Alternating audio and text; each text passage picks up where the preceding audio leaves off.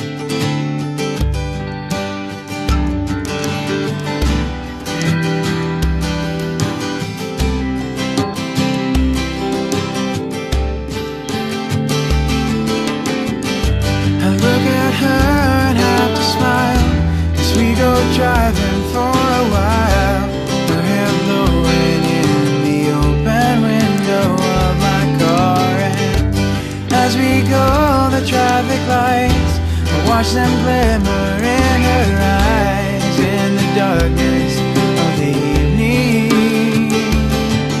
And I've got all that I need right here in the passenger seat.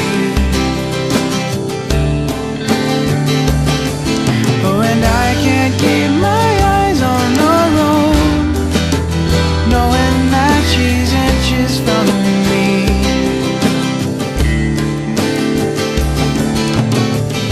We stop to get something to drink.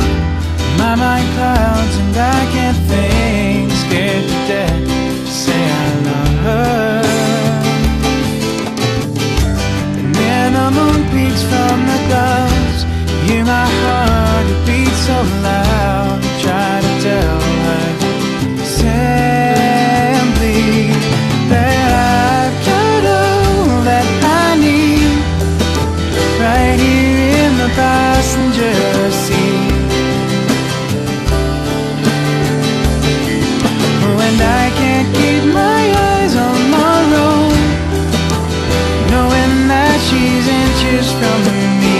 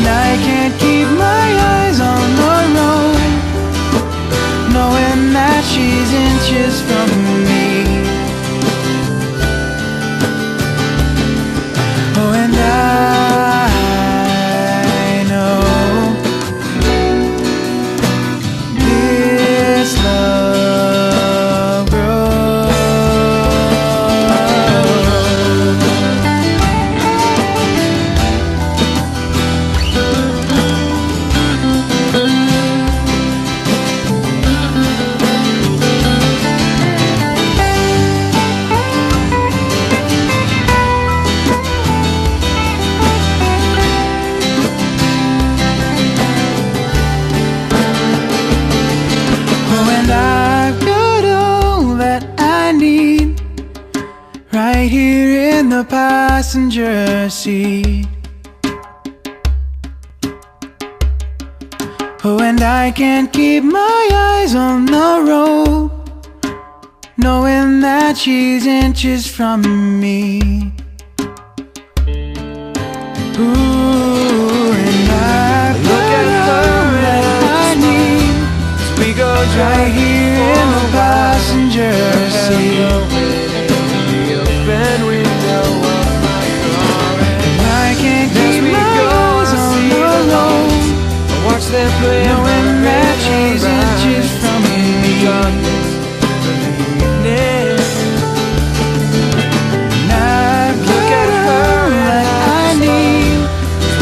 Right here in the passenger seat, the open window of my car, and I can't keep my eyes on the road, watch them play, knowing that she's inches from me. Now look at her that I need, as we go right here in the passenger seat.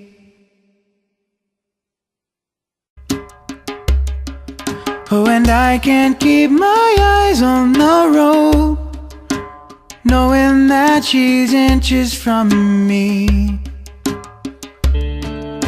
Ooh, and I look at her that I need, as we go right here in the passenger seat, the open window of my car, and I can't keep my eyes on the road, watch them play, knowing that she's inches from me.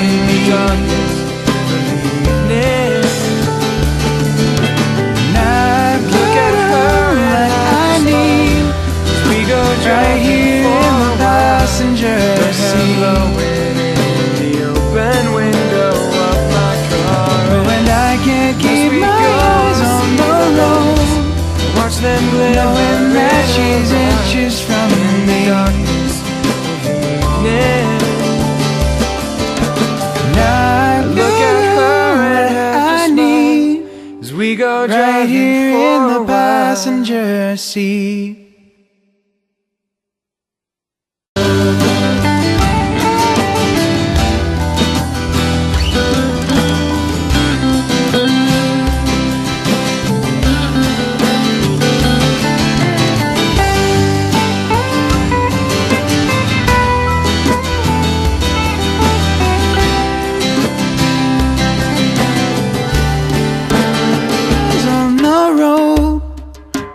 Knowing that she's inches from me.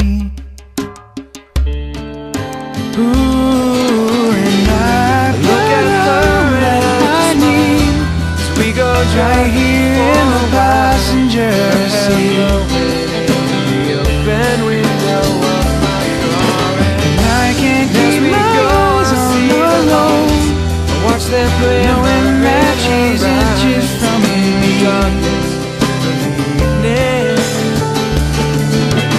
Now look at her that I need, we go right here in the passenger seat, the open window of my car, and I can't keep my eyes on the road, watch them play, knowing that she's inches from me.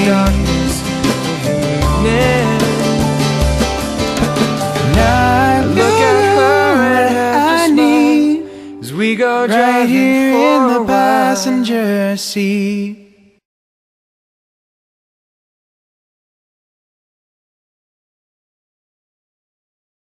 Those are steel bars used for construction of a building, and those are the power supply used in operating some equipments while constructing a building, and these are pipe connected in the different parts of the building.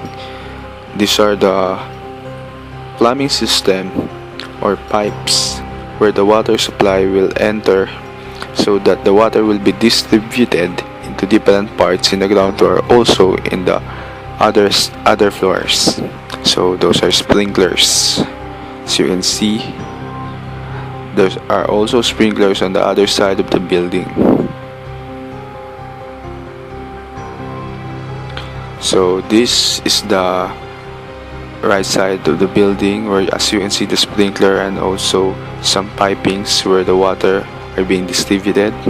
Also the left side, so you can see it's the same as the right side, where we can see the plumbing system. So this pipe is used for sanitary purposes. Also this pipe is connected to the ground floor up to the different parts of the building, especially on the other floors. So you can see this part is the plumbing system in which water enters. So different parts of the plumbing system or piping, where water is also being distributed into different parts or different floors, rooms, etc. So hollow blocks and some debris which are not yet being used. So as you can see, there's also some pipings. So also some water piping inlet where the water will move or flow in through, so that the sprinklers, just in case the fire started. You can see those are some unfinished pipings. So this pipe is used for electrical supply and FACP, which means fire alarm control panel, and this part will be the fire extinguisher will be put. So this one is where the water supply is being stored or flow through. So you can see some sprinklers also, and some unused debris and unfinished pipings. So this part is where the elevator will be constructed. As you can see, it's obviously not yet finished.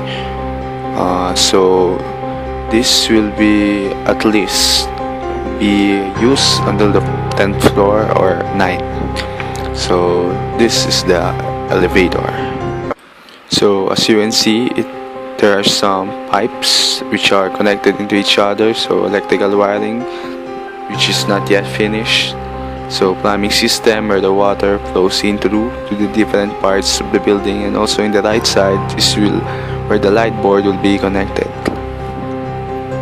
So this is the plumbing system. So different parts of the plumbing system in which electrical distributed into different parts of the building. So there in the intersection is where the water will flow through all throughout the buildings. Those plumbings will pass through some beams and walls. So this is the fire extinguisher and some fire alarm system in case of an emergency occurs. So those are sprinklers.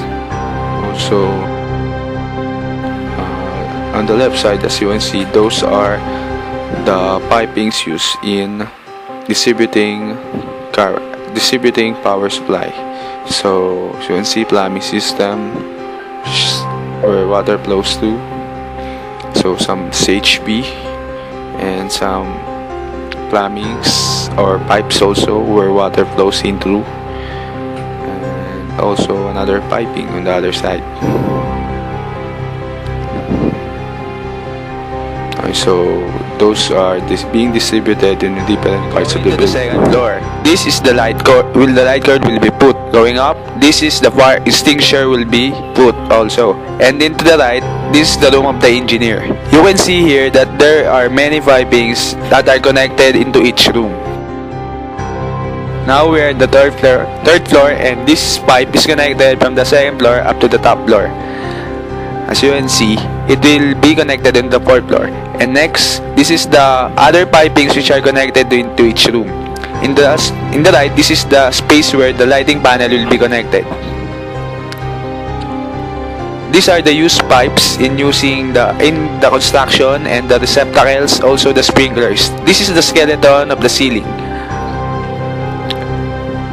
Okay, so this is the column, and this part is the sprinkler, but it's not yet finished. So as you can see, there's the distribution panel, so there's no wire connected yet. So there's the pipe connected to every floor. That is used to water supply system.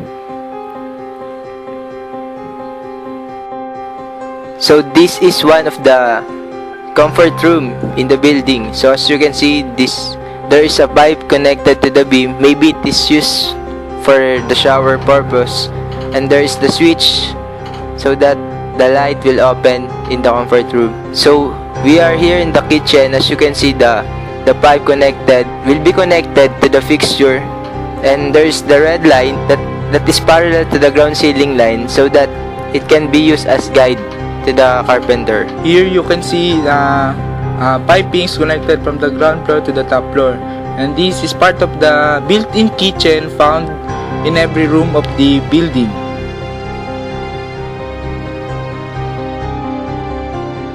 Here you can see the orange pipe connected from the ground floor to the top floor of the building, serve as the water supply. And you can see the square box where the windows located in the comfort room. And this red pipe is where the sprinkler connected. Here you can see another panel board on the room of the building. Here is the elevator. Okay, now, so we are going to the 4th floor. Okay, so as you can see there is another piping which is from the 3rd floor now connected to the 4th floor. There's an electrical tube, and there's the generator used by the construction worker, and the fire extinguisher will be placed, and this is the piping for the sprinkler.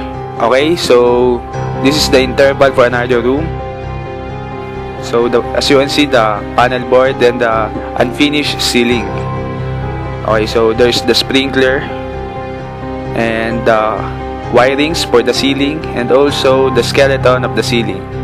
As you can see, there is a pipe there, and this is the bathroom, and as you can see, the water supply system or the water plumbings. Okay, so there's the unfinished pipings.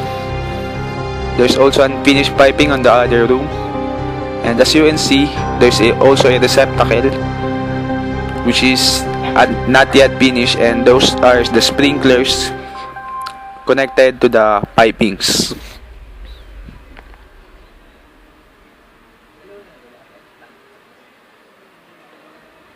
Okay, so now we're going to the 5th floor.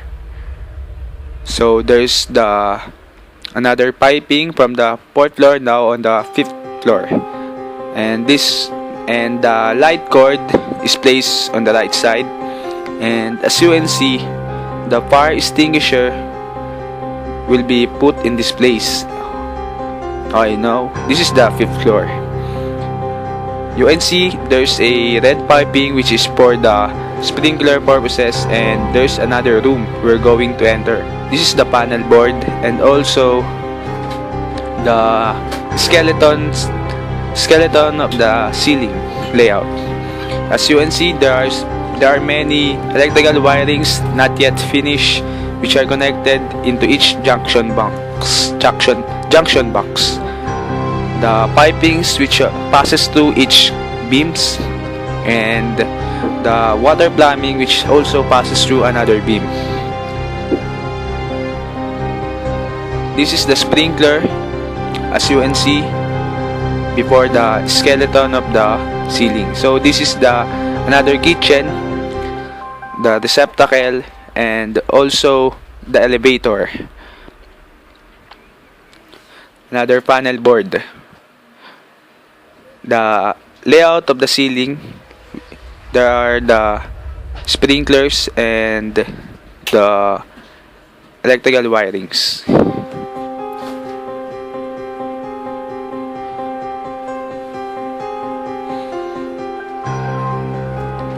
So this is the window for the other room. The door for the main entrance, and the skeleton of the ceiling.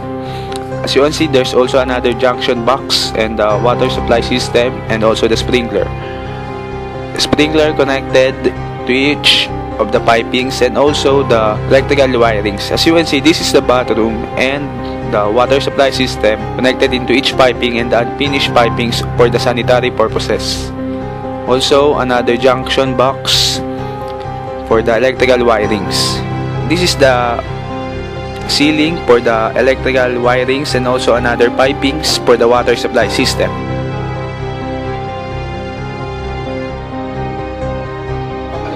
We are still here on the 5th floor, and you can see here the metal bars used by the construction workers.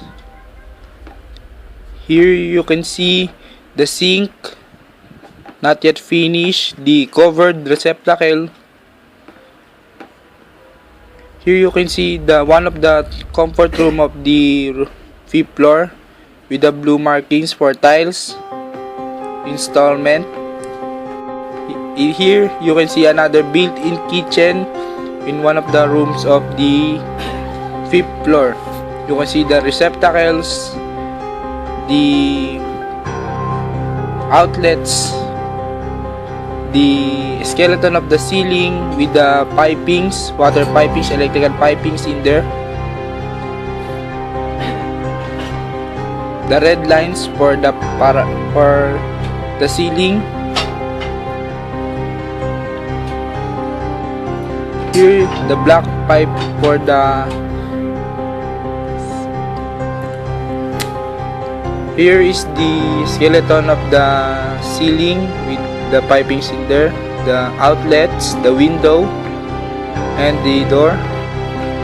The red line again we can see for the ceiling and the floor line, and the receptacles, the outlets in the kitchen, the comfort room, and now we're approaching the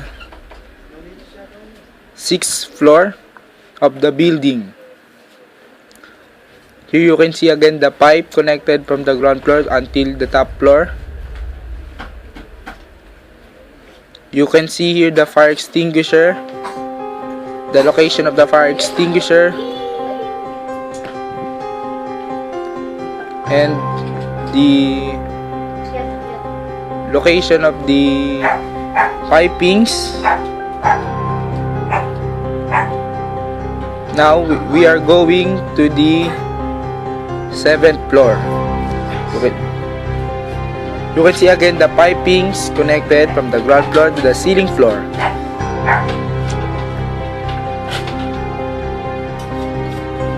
And also the fire extinguisher, the outlets. We are in the one of the room of the building. You can see there the circuit breaker, the red line again for the ceiling and the floor line. And we are going to one of the rooms in the building. You can see the skeleton of the ceiling, the window, the outlets.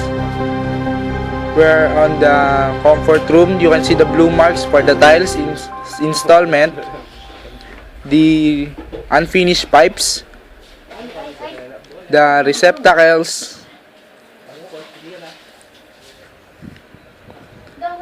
the outlets, the window. Now we are going to the kitchen of the one of the rooms of the floor.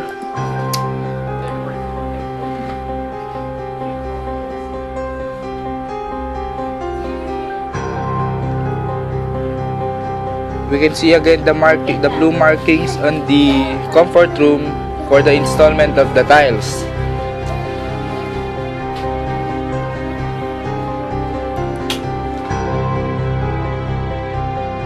So, as you can see here, the piping is connected to the ground floor. So, we are here in the kitchen. There is the pipes, the outlet, and the red line. As you can see, he's Engineer Adrian, our tour guide, and this is one of the panel board.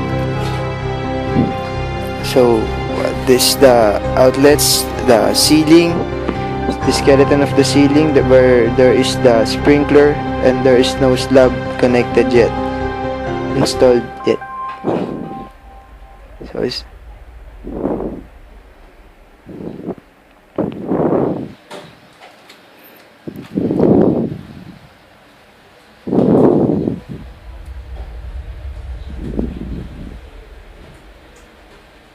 so this is one of the comfort room. As you can see, there is the red line again. There's the pipes.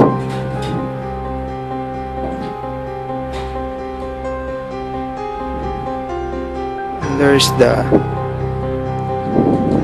water supply system. This is the pipe connected to the upper floor, and here we are on the 8th floor, and this is where the fire extinguisher will be installed. That there is the pipe connected to it.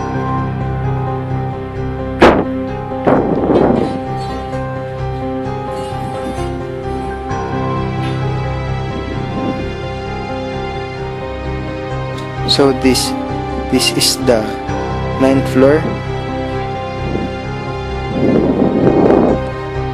It is the same as the 8th floor. So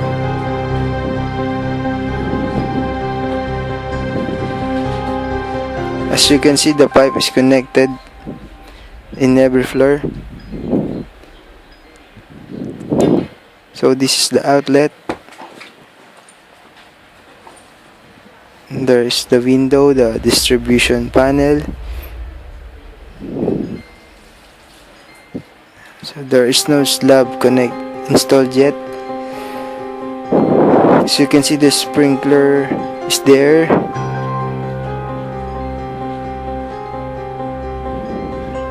There are 2 sprinklers in every room, so that when there is an emergency, it will be okay.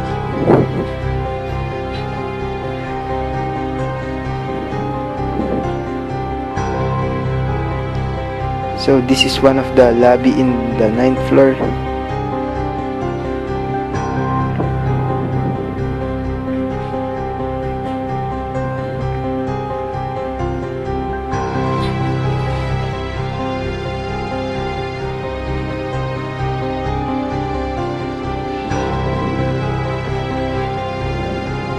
So there are many sprinklers.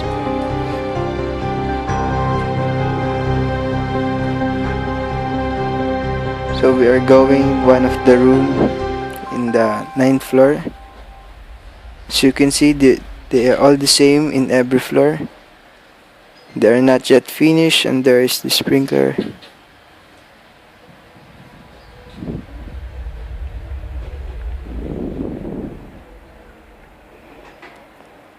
There is the pipe connected to the ground floor.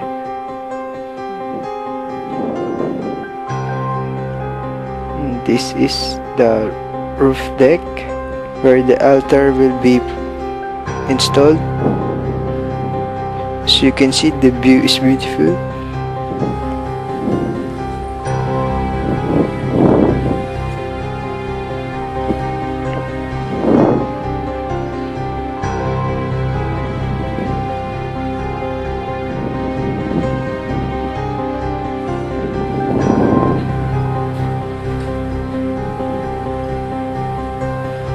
So this is the last floor, the 10th floor. So this is where the pipe ends.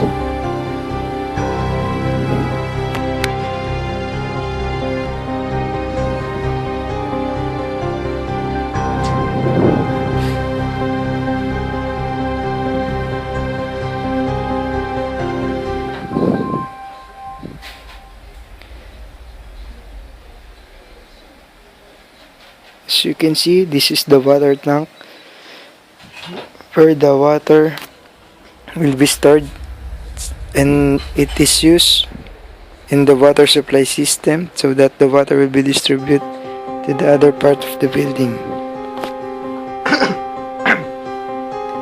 So as you can see, it is still not finished, and they are working for it. Yun na. Ganda naman tapos ah. Parang makakantok yung tayo dun ah. Nakakanto pa ulit-ulit eh. Here we can see the location of the building that we have documented. From TUP, we ride a jeep to Juan Luna Street or beyond the church, marked A, and then walk to the building assigned marked B. Subject to the provision of the Book 2 of the Civil Code of the Philippines on property, ownership, and its modification, all buildings hereafter erected, altered, remodeled, relocated, or repaired for human habitation shall be provided with adequate and potable water supply, plumbing installation, and suitable wastewater treatment or disposal system, storm water drainage, pest and vermin control, noise abatement device, and such other measures required for the protection and promotion of health of person occupying the premises of other living nearby. In the storm drainage system, the rainwater drainage shall not discharge to the sanitary sewer system. The adequate provision shall be made to drain low areas in the building in their premises. In this sanitary vent and storm drainage layout, ground floor, you can see 100 mm diameter downspout, and this ADCB is the sewer manhole or the SMH. And you can see in the plan also the 200 mm diameter PVC downspout top to street sewer line vertical tapping point. In the second floor layout of the storm drainage, you can see 1, 2, 3, 4, 5, 6, 7 downspouts which has 100 mm diameter. In water supply system, the potable water requirement for a building used for human habitation shall be supplied from existing municipal or city waterworks system. The quality of drinking water from meteoric, surface, or underground sources shall conform to the criteria set in the latest approved national standards for drinking water. The design, construction, and operation of deep wells for the obstruction of groundwater shall be subject to the provision of the Water Code of the Philippines.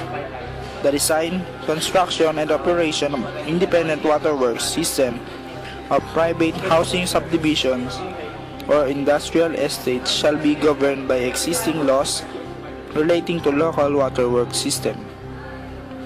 The water piping installation inside buildings and premises shall conform to the provision of the National Plumbing Code of the Philippines. The wastewater disposal system.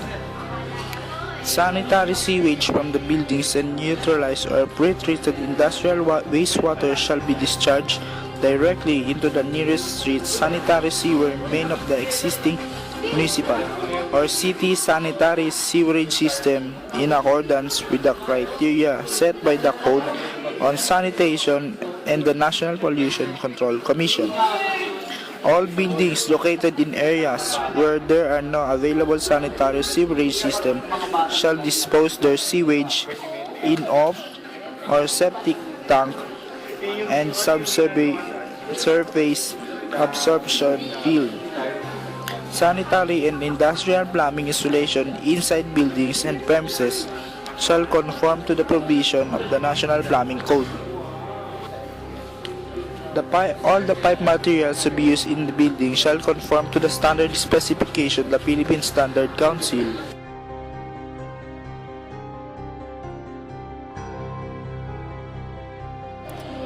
So as you can see, this is the foundation plan of the building. The column in the building have different sizes, and the distance of each column is different. Based on section 1202 of the National Building Code of the Philippines, footings and foundations shall be of appropriate type, of adequate size and capacity in order to safely sustain the superimposed loads under seismic or any condition of external forces that may affect the safety or stability of the structure. It shall be the responsibility of the architect or engineer to adapt the type and design of the same in accordance with the standards set forth by the secretary.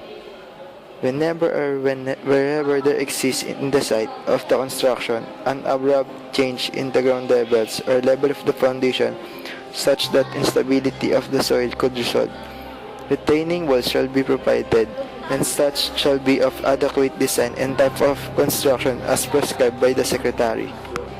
So this is the floor framing plan of the building. As you can see, the 5th and 7th floor have the same framing plan. Also the 6th and 8th floor have the same framing plan.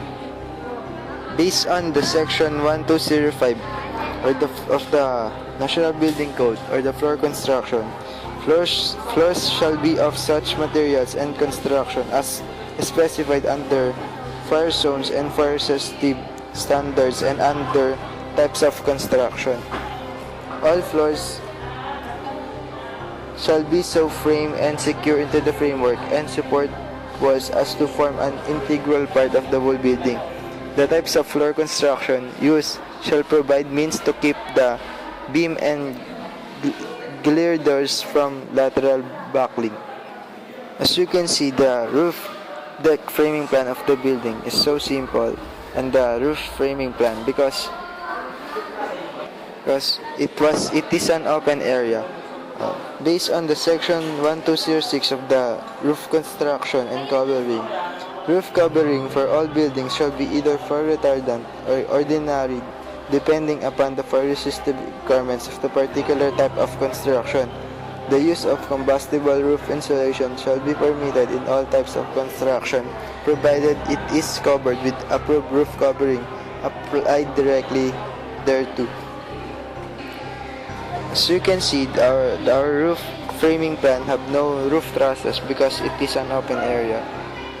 So this part is the floor plan of the building that we have investigated or documented. So this is the ground floor plan. As you can see, the first part, which is in the front, is the car part or where the parking area is. And then when we go deep into the building, we can see a stairs which is going up, and in the back side of the floor plan, you can see there are three rooms which has each storage room and 3 stairs within each room. So on the second floor plan is the continuation, in which you can see an open below. Then next is the storage. Then when you go up from the ground floor to the second floor, you can see the service area, lobby, and continuation, the 3 rooms which has the 3 stairs each and storage room. So this part is the floor plan of the building that we have investigated or documented. So this is the ground floor plan. As you can see, the first part, which is in the front, is the car part or where the parking area is. And then when we go deep into the building, we can see a stairs which is going up, and in the back side of the floor plan, you can see there are 3 rooms which has each storage room and 3 stairs within each room. So on the second floor plan is the continuation, in which you can see an open below. Then next is the storage. Then when we go up from the ground floor to the second floor, we can see the service area, lobby, and continuation of the 3 rooms which has the 3 stairs each and storage room. So this part is the floor plan of the building that we have investigated or documented. So this is the ground floor plan. As you can see, the first part, which is in the front, is the car part or where the parking area is. And then when we go deep into the building, we can see a stairs which is going up, and in the back side of the floor plan, you can see there are three rooms which has each storage room and 3 stairs within each room. So on the second floor plan is the control. Next is the third floor plan. As you can see, above the open below, you can found there the storage room, then a kitchen and bathroom which is composed of a single room. Next is the stairs and beside it is the elevator. Next, when you go deep inside, you can see there a couple of rooms. So some living room which is suitable for at least 2 to 3 families. Also, that room is extended upward, which is a stairs extended to the 4th floor. Next is the 4th floor plan.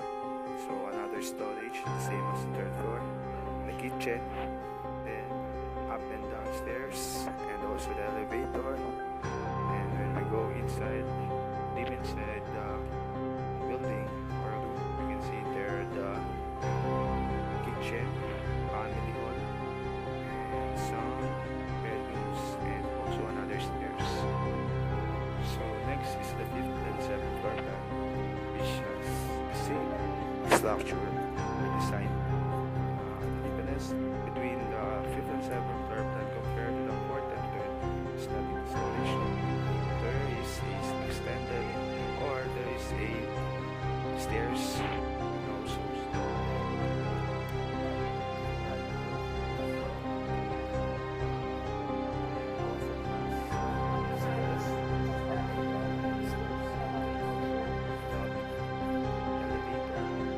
service area. And we go deep inside the 5th and 7th floor, we can see there the study room, foyer, the living room, the dining room, and also a clean kitchen. Also some stairs, very suitable for a family house. So next is the 6th and 8th floor plan. So we can found there the storage room, toilet and bowl. Then there, after that, you can see a stairs which is going down. Also another storage room, toilet and bowl. Then up and down stairs, which is the main stairs. Beside it is the elevator. So another passageway which is an open below. So another room, family hall. And beside the family hall is another open below. And also a up and down stairs. And also the master bedroom. So next is the 9th floor. On the 9th floor, it is quite different compared to the other floor. You can see there deck, also the storage, and open space. Also, there you can find the main stairs, which is up and down, the elevator, and the lobby. Next, you can find there the deck, also another storage room.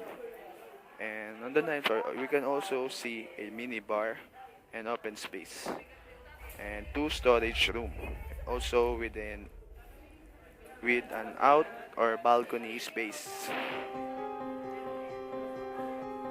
So last is the 10th floor plan. So you can see there a storage room. The next is on the last stairs, which is the up and down, the machine room. So it has a stairs. Within the machine room is an open space.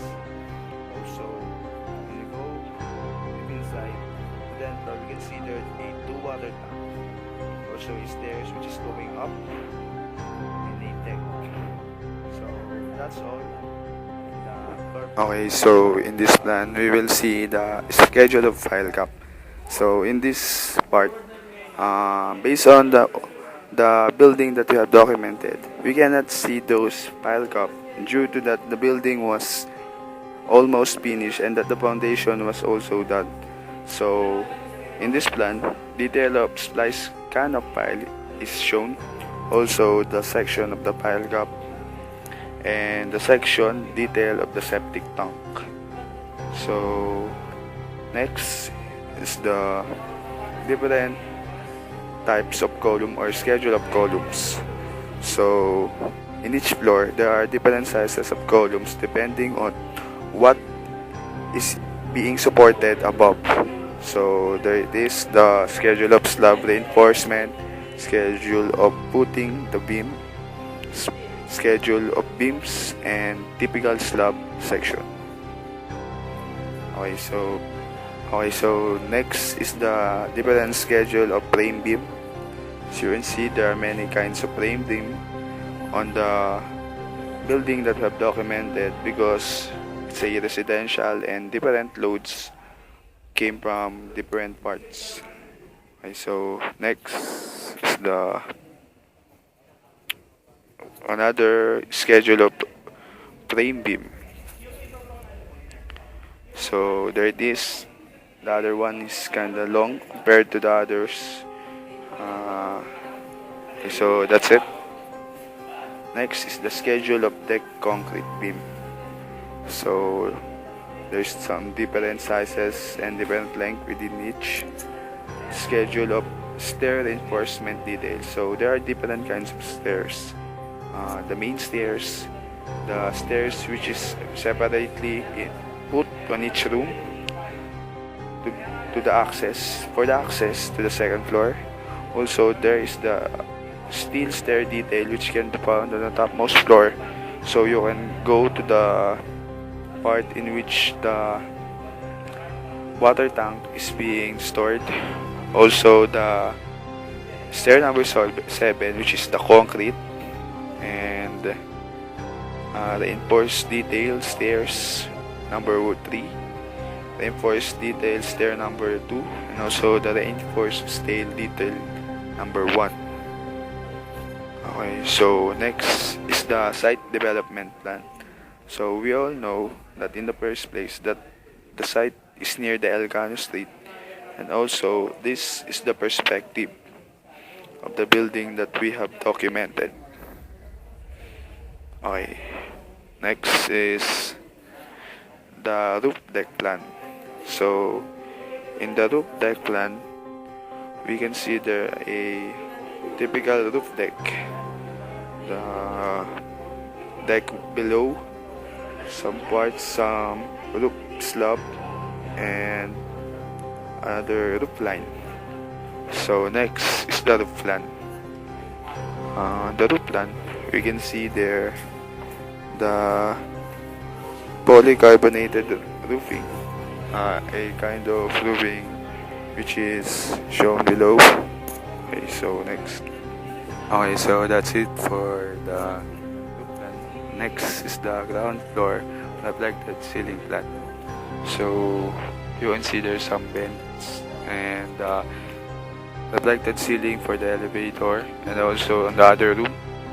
So there's an open below, which means that there's no roof or ceiling which is presented.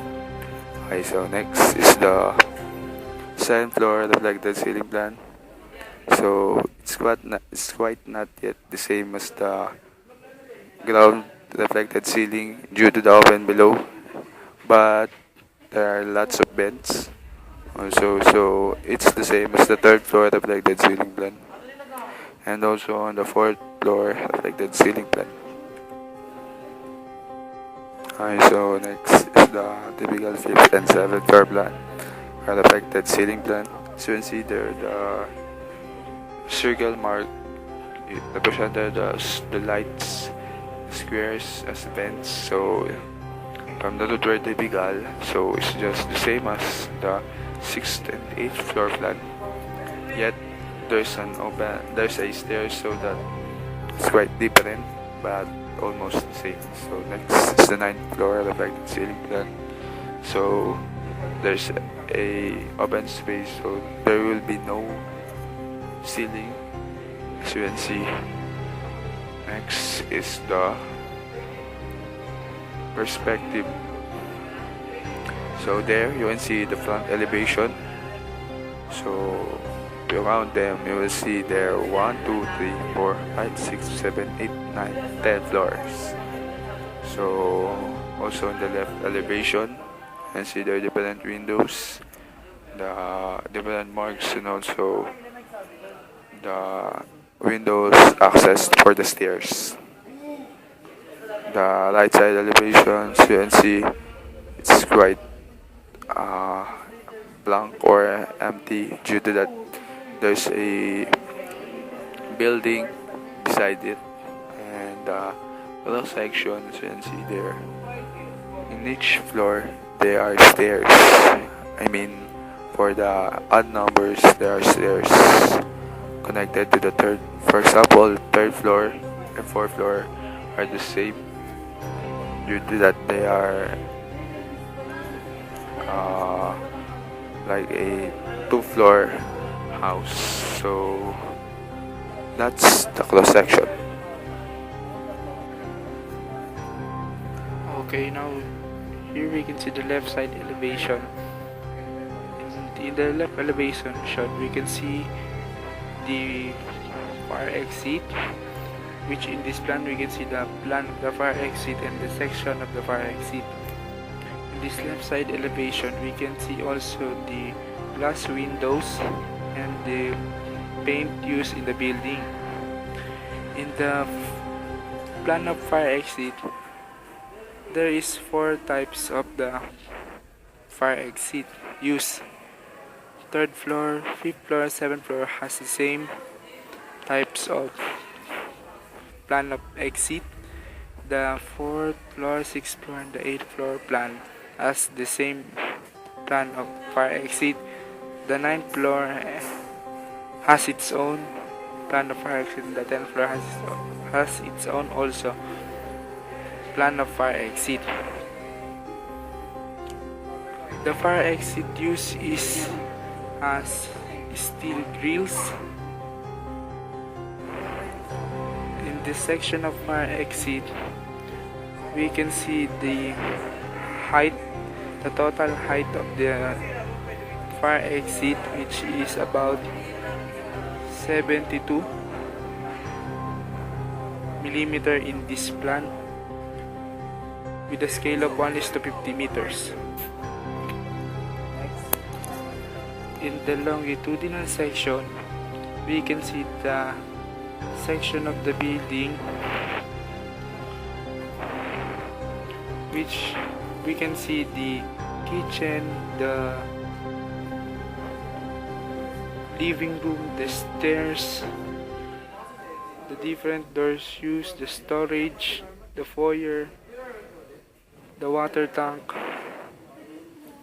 everything that is found in the building. We can see it in the longitudinal section. We can see here also the paint used in the building. It is semi-gloss painted finish. The next is the stair details. We can see here the different types of stairs in each floor. We can see how many steps used, the different floor of the building.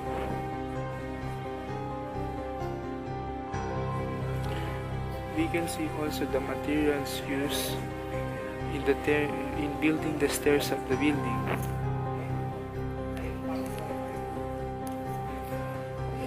In this plan, we can see the type of the detailed plan of the stairs.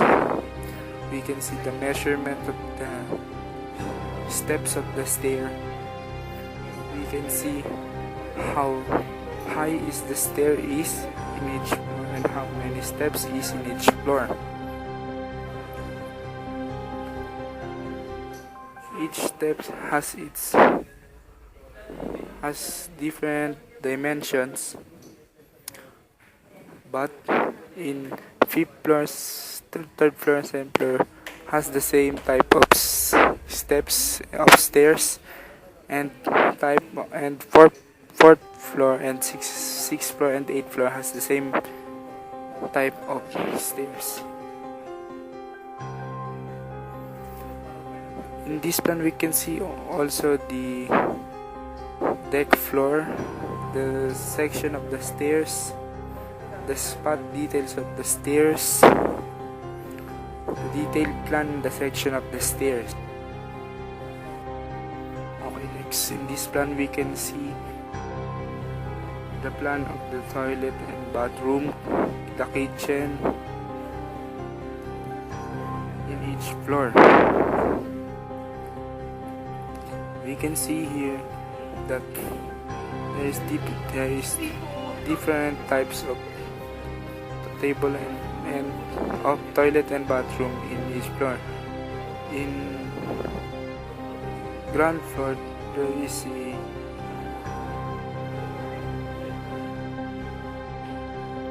three different types of toilet and bath. In the third floor, fifth floor, seventh floor has its different toilet and bathroom. And next in this plan, we can see the plan of the clean and dirty kitchen on the third floor, fifth floor, and the seventh floor. We can see the similarities in third floor, fifth floor, seventh floor. We can see also that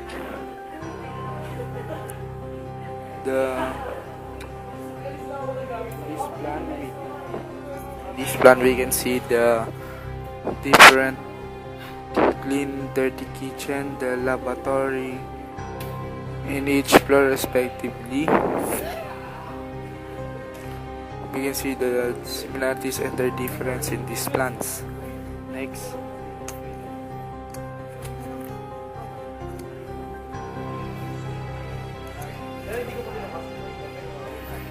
Next is the schedule of doors.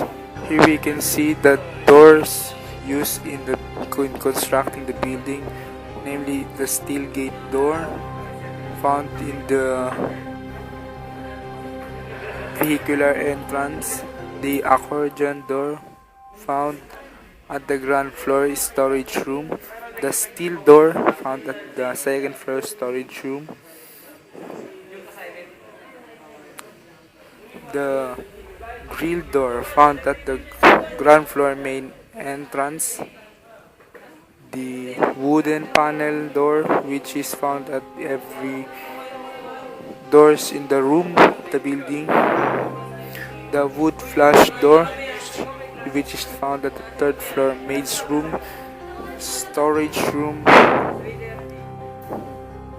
and the kitchen flush door found at the third floor clean kitchen, fifth floor clean kitchen, and seventh floor clean kitchen. We can see here also the PVC sliding door located at the balcony at the third floor, fourth floor, fifth floor, in every floor of the building.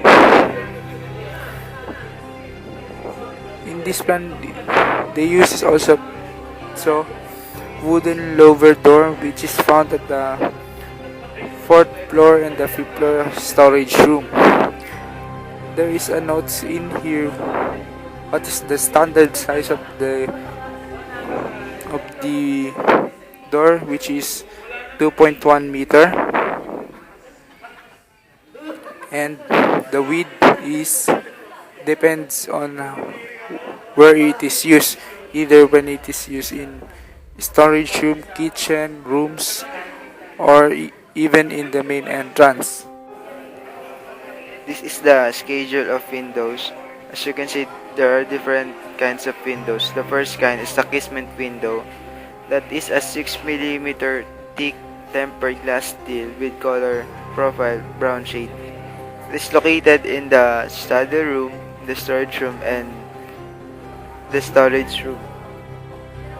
The second type of window is the sliding window. That is 6mm thick tempered glass steel with color profiles brown shade. It can be located in the storage room and clean kitchen and other study room. The third kind of window is the fixed window. That is a 6mm thick tempered glass steel with color profiles brown shade. It can be located in the study room, in the living room, and in the family hall. The next type of window is the awning window. that is 6 mm thick tempered glass steel with color profiles brown shade. It all the awning window can be found in the stairs in every floor. The other kind of window is the steel lower window and the jalousie window, which can be located in the machine room and rear elevation. So as you can see here, this is the location plan and the site development plan, wherein you can see that the location of our building is in the 721 Street, Elcano Street in Binondo, Manila. You can see the different legends in this plan. There is example the one gang switch, the duplex convenience outlet, and other legend like water heater outlet and washing machine outlet. As you can see, this is the PVC connector detail. The example of this is the metal utility box, metal junction box, PVC pipes and PVC fittings, and other PVC box connectors. The lightning protection detail. The example of this is the Skylands terminal mounting detail, Skylands terminal detail, the steel base detail, the grounding system detail, and the ground plate detail. As you can see, this is the load schedule and computations of the emergency meter center panel. And this is the panel detail like the PP3B, the PP5B, and other PPP9. This is the example of the panel boards detail. This plan is the power riser diagram. In this plan, you can see how the other circuit breaker and panel boards are connected to each other and to the other floor. As you can see, this is the fire alarm riser diagram. So this is how the fire alarm system is illustrated. As you can see, the fire alarms are connected to each other so that when a fire or emergency started, they will all be alarmed at the same time. So the next is the telephone alarm riser diagram. It is the same as the fire alarm riser diagram. They are all connected to each others, and that's all. Next is the CATV riser diagram, or this is where the CCTV cameras are all connected to each other. Next is the intercom riser diagram. This is also the same as the CATV riser diagram. As you can see, this is the lighting layout plan of the building. The 5th and the 7th floor lighting layout is almost the same, as well as the 6th and the 8th floor of the lighting layout plan.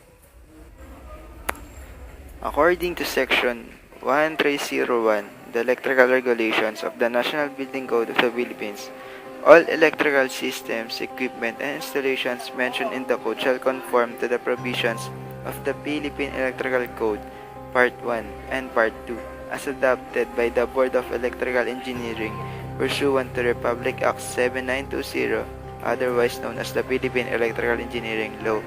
Number 1. Overhead service entrance. In subdivisions, housing projects, commercial and industrial buildings, overhead transmission and distribution voltages are required to supply power source including transformers, poles, and supporting structures. Number 2. Attachments on and clearance from buildings. An attachment plan approved by professional electrical engineer shall cover power lines and cables, transformers, and other electrical equipment installed on or in buildings and shall be submitted to the local building official. B.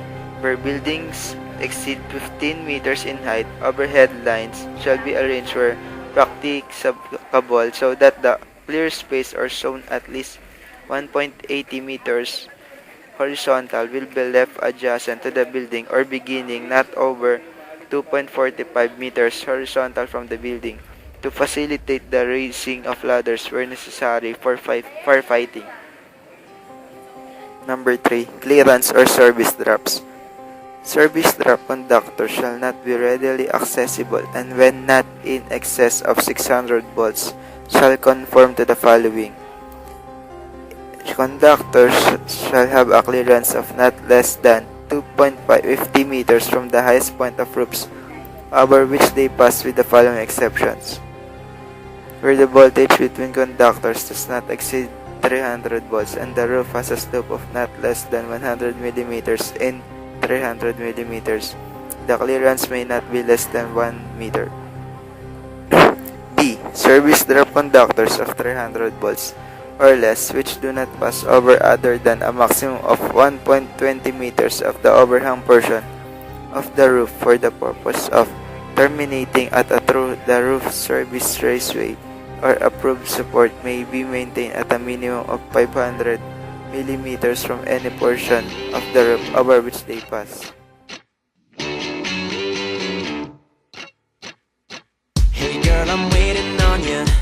I'm waiting on you. Come on and let me sneak you out and have a celebration, a celebration. The music up, the windows down. Yeah, we'll be doing what we do, just pretending